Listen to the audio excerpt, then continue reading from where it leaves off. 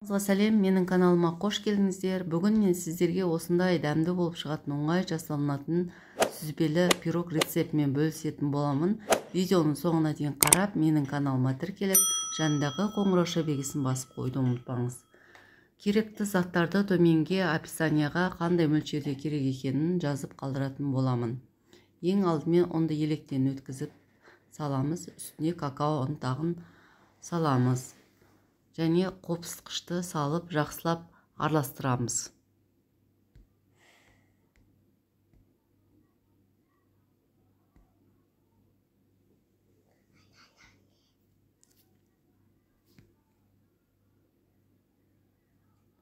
Жақсылап араластырып аламыз. Енді үстіне қантымызды саламыз.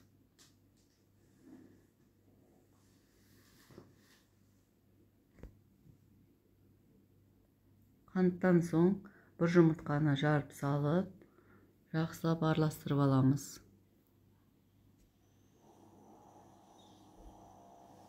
Бөлме температурасында сары майды салып, жақсылап қолымызбен қамыр илейміз.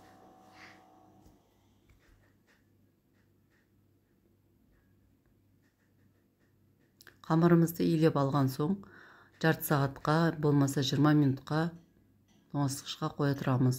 Енді салмасын дайындайтын боламыз. Менде үйдің сүзбесі, оның үстіне қантымызды, одан кейін ванильді қантымызды салып, және 2 қасық қаймағымызды салып, қаймақ қоспасаңызда да болады. Мен қаймақ қосып жасадым. Енді үстіне бір жұмыртқаны жарып саламыз. Барлығын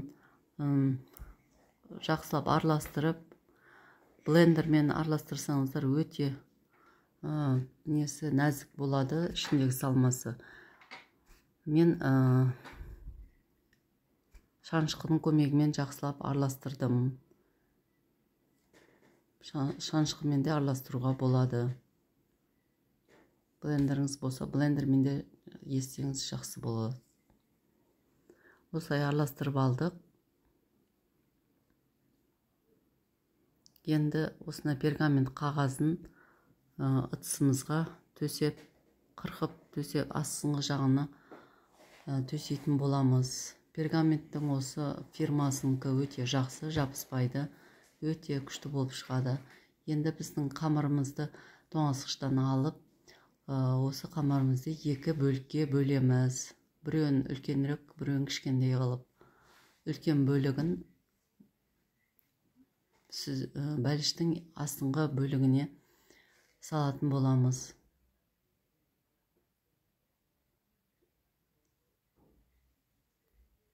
Оқтаудың көмегімен жайып алып саламыз. Видео ұнаса, менің каналыма тіркеліңіз. Осы видеоны достарыңызбен бөлісіп қоюды ұмытпаңыз. Және де менің каналыма тіркеліп, қолдау білдіріп қойыңыз. Осылайынан қамырымызды жайып алдық.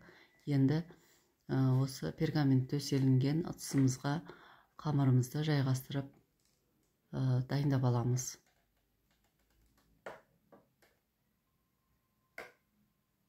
Қамырымызды осылайынан пергамент қағазы төселген ыдысымызға дайындап алып, қасықтың көмегімен жан-жағын туырлаймыз. Енді ішіндегі салмасын салып, алдын ала пешімізді қыздырып қоямыз. Қыздырып қойып, салмамызды салып, бетін тегістейміз.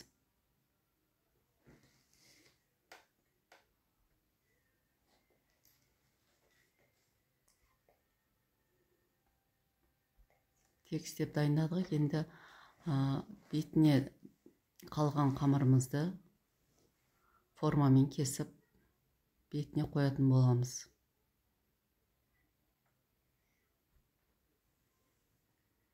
Осындай формамен кесіп қоятын боламын. Сіздер кез келген стаканмен де кесіп қойсаңыздар болады. Мен осындай печенье кесетін формамен кесіп қоятын боламын бетіне. Бетіне осылайынан қойып, қызып тұрған пеште пісіріп аламыз. Жарты сағат. Біздің пирогымыз дайын. Баршаңызға ас болсын. Жасалу жолы өте оңай. Жасап көріп, видеомен бөліссеңіздер болады. Баршаңызға ас болсын.